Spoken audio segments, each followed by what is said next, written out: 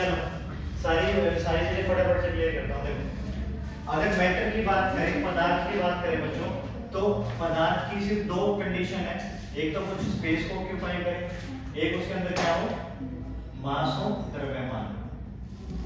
पहली कंडीशन ये है। इसका मतलब ये है कि हमारे आसपास जितनी भी चीजें हैं उन्हें हम लोग किस चीज की कैटेगरी में रखेंगे, मैटर की कैटेगरी में रखेंगे। लेकिन कंडीशन क्या होनी चाहिए, एक तो वो जगह घेरे, उसके अंदर स्पेस होना चाहिए, मतलब स्पेस घेरे वो आसपास, ठीक है। और दूसरा क्या होना चाहिए, मास होना चाहिए, द्रव्यमान होना चाहिए। तो सबसे पहली कंडीशन है, ठीक है। अच्छा तो फिर स्टेट्स ऑफ मैटर कितनी हो जाती हैं,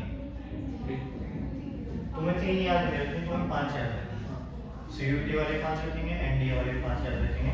5 में चौथी और पांचवी बताओ कौन कौन सी होंगी। 3 तो पता है, 3 बताओ। हाँ और पांचवी, आयुष कौन सी होगी पांचवी, बोस आइंस्टीन कंडेंसेट, ठीक है। Solid, liquid, gas, plasma, Bose Einstein condensate, तुम्हें ये पांचों याद रखना, ठीक है। तुम्हारे ऑप्शन में 3 भी हो 5 भी हो तो भी आंसर क्या आएगा, 5 ही आएगा। तुम लोग 3 नहीं लगाओगे, ठीक है। ये चीज समझ में। तो ये किसकी कैटेगरी होती है, मैटर की कैटेगरी होती है। अगर मैं बात करूं वेट की,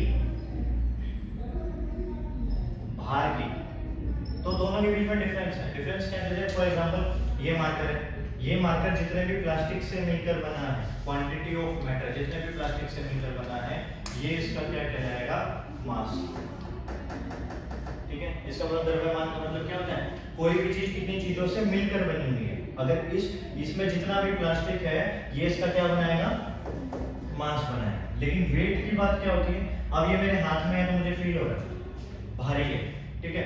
मैं किसी को फेंक के मारूंगा तो तुम्हें चोट लगेगी, चोट क्यों लगेगी, क्योंकि इसने क्या लगाई है, फोर्स लगाई है।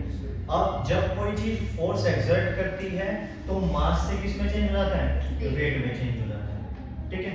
ये बेसिक डिफरेंस समझ में आएगा। दूसरी बात है, जैसे यूनिट की बात करें तो हम लोग बड़े कंफ्यूज रहते हैं इसमें, क्यों, क्योंकि हम लोग हमेशा केजी पढ़ते हैं और केजी मास की भी सोच रहे थे, और हम अपना जब वेट वेइंग मशीन पे करते हैं तो उसमें भी क्या आता है, केजी आता है, जबकि वो गलत कंसेप्ट है। हमारा जो मास है उसकी ऐसा यूनिट केजी होती है, जो वेट है उसके ऐसा यूनिट न्यूटन होती है, ठीक है। तो इस वजह से छोटा सा कंफ्यूजन होता है। और मेन चीज है, देखो ग्रेविटी भी एक प्रकार की फोर्स ही तो है। अब मैं जंप कर रहा हूँ, जंप करने के बाद दोबारा नीचे आ रहा हूँ, इसका मतलब मेरे को किसी ने फोर्स लगाई, नीचे खींच लिया मुझे, ठीक है, इसी वजह से मैं नीचे आ गया। तो अब इसका मतलब क्या है, इसका मतलब ये है कि ग्रेविटी फोर्स लगाती है, तो ग्रेविटी पर कौन सा डिपेंड करेगा, वेट। तो एक छोटा सा एग्जांपल है, इस मार्कर के अंदर अगर 200 ग्राम प्लास्टिक है तो चांद पर जाके 300 नहीं हो जाएगा, प्लास्टिक तो उतना ही रहेगा, चाहे 200 चाहे 300 चाहे 500 चाहे 700, चाहे इसको कहीं पर भी ले जाओ, सूर्य पे ले जाओ, जब भी इतना ही रहेगा। तो कहने वाला कंसेप्ट है, क्वांटिटी ऑफ मैटर कभी चेंज नहीं होता, हमेशा क्या चेंज होती है, फोर्स एक्सर्टेड चेंज होती है, ठीक है। ये तो एक छोटा सा डिफरेंस। एटम क्या होता है, एटम होता है स्मॉलेस्ट यूनिट ऑफ मैटर, सबसे छोटी इकाई। जैसे फिजिक्स में सबसे छोटी इकाई होती है यूनिट्स, पहला चैप्टर कौन सा आता है, यूनिट्स एंड मेजरमेंट, तो उसमें सबसे फिजिक्स में सबसे छोटी चीज को क्या बोलेंगे, यूनिट बोलेंगे। केमिस्ट्री में सबसे छोटी चीज को क्या बोलेंगे, एटम बोलेंगे। और बायो में सबसे छोटी चीज को क्या बोलेंगे, सेल बोलेंगे। तो इस तरीके से सबसे छोटी इकाई अलग अलग है, ठीक है। जैसे उसमें भी फिर फर्दर क्वेश्चंस हैं कि नर्वस सिस्टम की सबसे छोटी यूनिट क्या होगी, हाँ, किडनी की सबसे छोटी एक्सक्रीटरी सिस्टम की, हाँ, इस तरीके से प्रॉपर्ली की छोटी छोटी यूनिट जिससे कोई चीज मिलकर बनी है, ठीक है। उसके बाद आता है एलिमेंट। एलिमेंट और कंपाउंड में क्या मिक्सचर होता है, मतलब एलिमेंट और कंपाउंड में क्या डिफरेंस होता है, इन दोनों का क्या बेसिक सा डिफरेंस क्या है दोनों के अंदर, मतलब एक सिंगल होता है कि सिंगल होता है और कंपाउंड में मिक्सचर होता है, मतलब कॉम्बिनेशन Ag2 हो गया, H2 हो गया, ऐसे करके। तो सिंगल करेंगे, सिंगल एटम यूज होगा, कौन सा, वो ऐसे तो ये भी अलग अलग है, ऐसे मिलकर समझ आ जाए नहीं, जैसे कि एलिमेंट क्या हाइड्रोजन एलिमेंट है और H2 कंपाउंड हो जाएगा, ठीक है। चलो एक छोटा सा एग्जांपल लेते हैं। जब मैं बोलता हूँ वाटर, तो वाटर का फॉर्मूला होता है H2, ठीक है। जब मैं बोलूँ कार्बन डाइऑक्साइड, कार्बन डाइऑक्साइड का फॉर्मूला है। अगर थोड़ा सा डिफरेंस हो जाए, हम सिल्वर बोलते हैं तो हमारे दिमाग में सिल्वर ही आता है, गोल्डन ही आ जाएगा अपने आप। आयरन बोलेंगे तो आयरन ही आएगा। तो एलिमेंट जो होते हैं वो एक सिंगल एटम से मिलकर बनते हैं, सेम टाइप ऑफ एटम से, ठीक है। और इसी की कैटेगरी में हम लोग क्या पढ़ते हैं, मेटल एंड नॉन मेटल, धातु और अधातु, जो सिर्फ एक ही प्रकार की चीज से मिलकर बने, जो आप दिमाग में बोलो जो बोलो और बोलने से सीधा वही चीज सामने आ जाए। कार्बन बोलो तो कार्बन ही याद आएगा, अपने आप नाइट्रोजन याद नहीं आ जाएगा, ठीक है। कार्बन डाइऑक्साइड बोलोगे तो कार्बन डाइऑक्साइड आएगा, वो कंपाउंड में आ जाता है, ठीक है। तो कहने वाली चीज है बिल्कुल सिंगल चीज है। अच्छा, कितने एलिमेंट्स होते हैं टोटल? एनसीईआरटी के अकॉर्डिंग बताना। 103 कितने का? 180 एनसीईआरटी में छपा हुआ है 119। एनसीईआरटी में 119। देखो मैं तुम्हें एक बात बिल्कुल क्लियर कर दूं, जो एनडीए दे रहा है उसको भी क्लियर कर दूं, क्योंकि यूपीएससी एग्जाम लेती है इसका, ठीक है। और जो सीयूईटी का एग्जाम जो डीयू लेता है, सीबीएसई बोर्ड लेता है, इसकी मैं चीज बिल्कुल क्लियर कर दूं, तुम्हारा स्टैंडर्ड हमेशा ही हमेशा एनसीईआरटी किताब रहेगी, उसके अलावा कोई किताब नहीं रहेगी। खाम का अरिहंत खरीद लो, ल्यूसेंट खरीद लो, फलाना ढिमकाना, कोई फायदा नहीं है।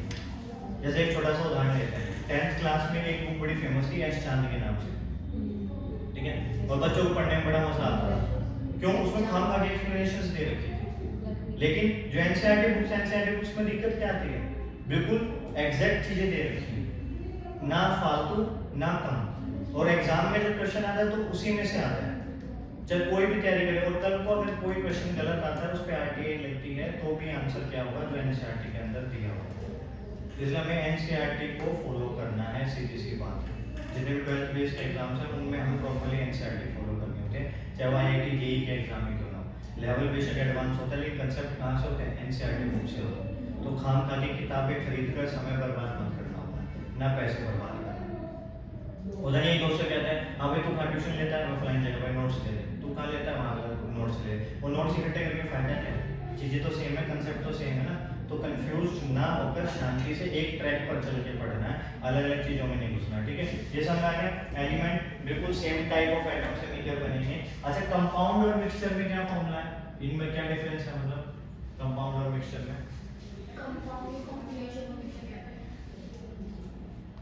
ये सिंगल चीज से बना है, ये कितनी चीजों से बना होगा? दो या दो से ज्यादा। ये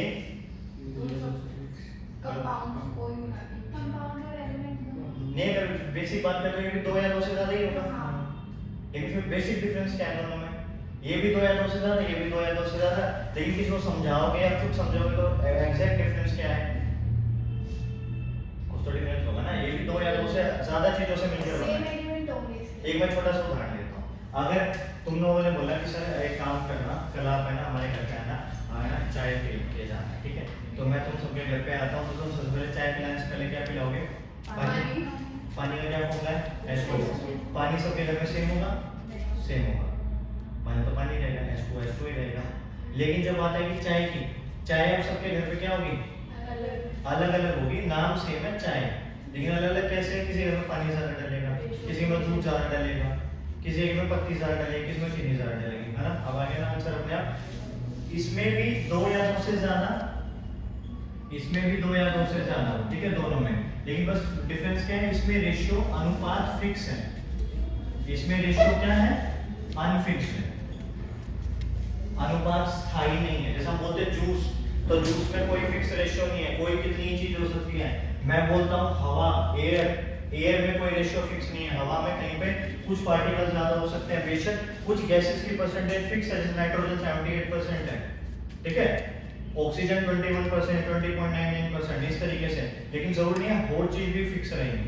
तो मिक्सचर और कंपाउंड में बेसिक सा डिफरेंस समझ में आया। एक में रेशियो फिक्स है, एक में रेशियो अनफिक्स है। ये भी समझ में नहीं आया, जिसका फॉर्मूला लिख सकते हो वो कंपाउंड है, जिसका फॉर्मूला नहीं लिख सकते वो मिक्सचर है। जिस भी चीज का फॉर्मूला है हमारे आसपास तो वो सारे क्या है? कंपाउंड, और जिसका फॉर्मूला नहीं है वो सारे क्या है? मिक्सचर, ठीक है। ये है बेसिक। यहाँ से केमिस्ट्री शुरू होती है। तुम सबको ज्यादातर पता था तो खुशी हुई सुनकर। अब आ जाते हैं मेन मुद्दों पर आ जाते हैं। फर्स्ट क्वेश्चन सुनो। अब क्वेश्चन पे बात करते हैं। मुझे बताओ लूनर कॉस्टिक किसे कहा जाता है? Which compound is known as lunar caustic?